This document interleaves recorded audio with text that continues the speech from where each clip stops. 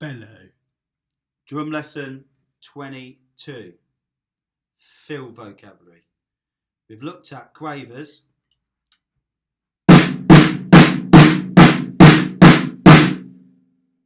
semi-quavers,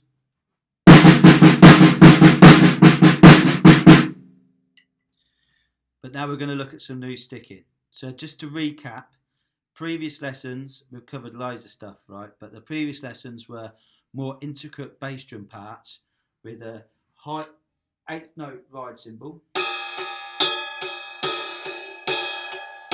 or semi-quaver ride cymbal. So before, your vocabulary would have been like this. The last student must have been a giant. He was. Yeah, he was, compared to me. But so was the average 12-year-old, to be honest. If I was any shorter, I'd get a disabled badge from my car. Anyway, so yeah, just saying, under a certain height, you get a sticker for your car. Not that they're disabled. I'm not saying that. What I'm saying is, you can get parking permits. Just forget I said it. I ain't discriminate. I'm just saying. I'd be classed. If I was any short, I'd be classed legally as a midget. That's what I'm saying. So, previous vocabulary.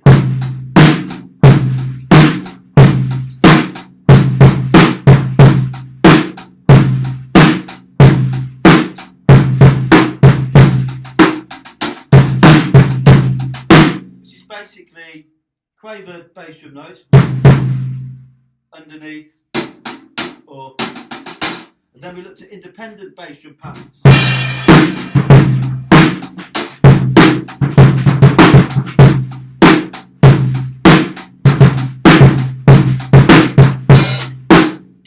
That's their previous lessons, so dig the lessons out. Anyway, just this. So you're probably thinking, why am I always doing this sort of thing?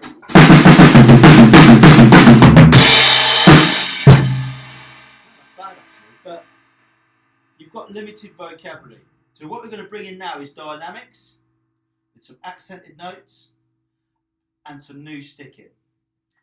Get your phones, your tablets ready. I'm going to try and get these sheets all properly done so they're on the screen. But alas, I don't know how to use a computer or anything, to be honest. I need to tune the snare drum. Right, so there you go. This is the new sort of fill vocabulary. So at the top here, this section, quavers, semi-quavers,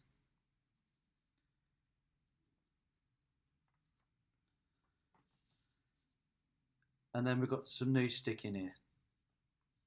So you want to be able to loop the top exercise, the bottom exercise, the middle exercise, and the bottom one. There'll be a 2-bar loop. So if you've got your picture, let's do it now. We're going to look at this top exercise first. Now, above the notes, you'll see some arrows. So the first line, we're going to stick it single-handedly. That's the time. All on the snare.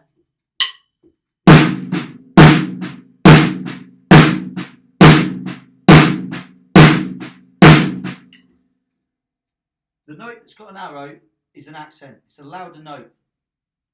Another way to look at it is to ghost or tap quietly the other notes that aren't accented. So if you watch the movement,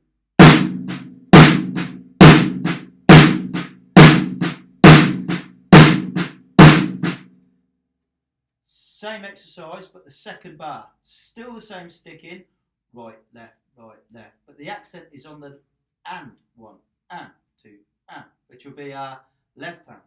I can't see. 1,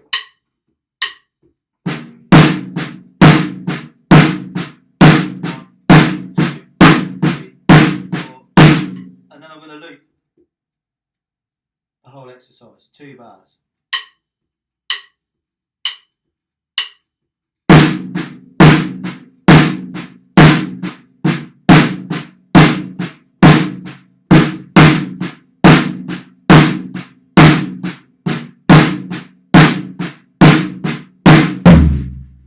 Next one down, second exercise, so the middle section.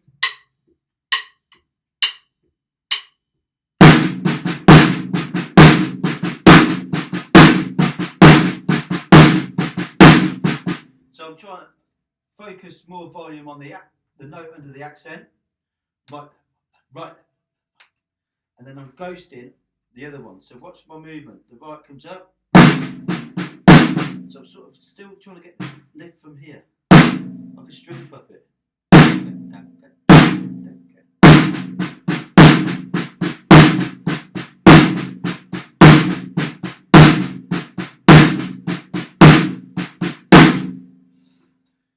Same exercise, second line.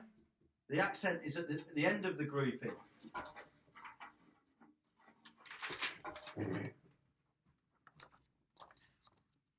First exercise. Second exercise. I loop the 2, 2, 3, 4. 2,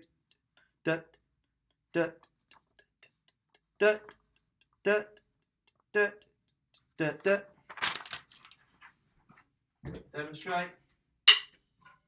I'll go a bit quicker because I'm bored.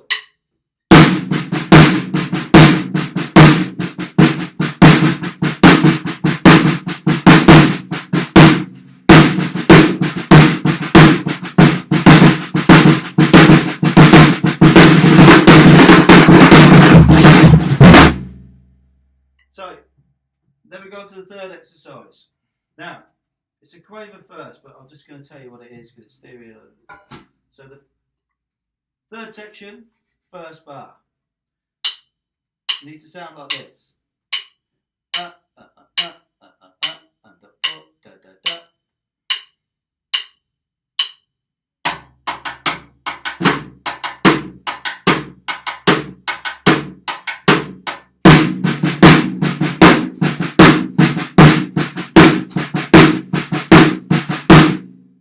Again, exercise 3, first bar.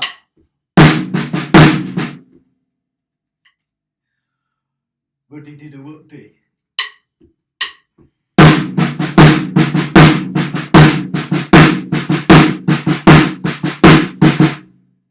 Third exercise, second bar, which is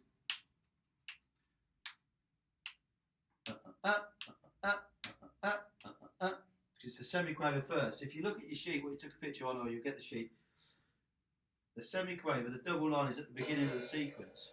So it's like this, 3, 4.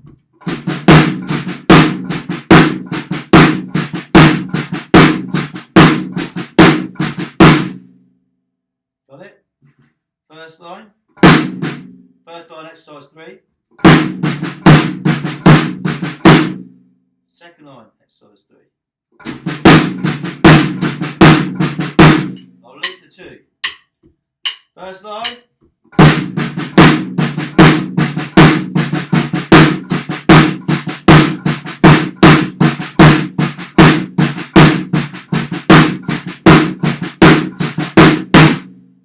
You need to practice those 2 exercises. On the sheet you'll see I put a vertical line separating all the bars. That splits the bars in half. So once you can play each exercise, Sean Connery, once you can play each exercise smoothly without stopping, I won't do that. Once you play each exercise smoothly, you can start to mix. So I might do, if you look at the sheet you took a picture of at the beginning of the lesson, I'm going to look at exercise 1, second bar. That's it, first half. And then I'll look at exercise 3, first bar, the second half of it. Alright? So the first bit I did, let's call it 1B, then 3A.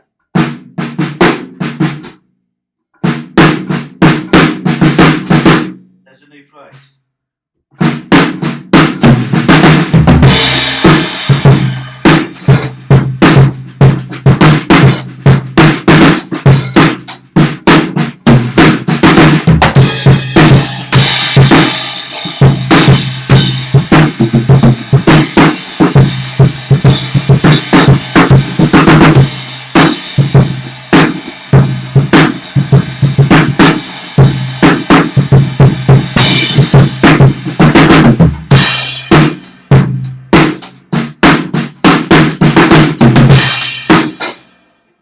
to get, once you can start to mix and create your own. So we'll develop that a bit further in the next lesson because I've been babbling on for 10 minutes. But yeah, so practice them individually and then we'll start to split them up as some more interesting phases in the next lesson. All right?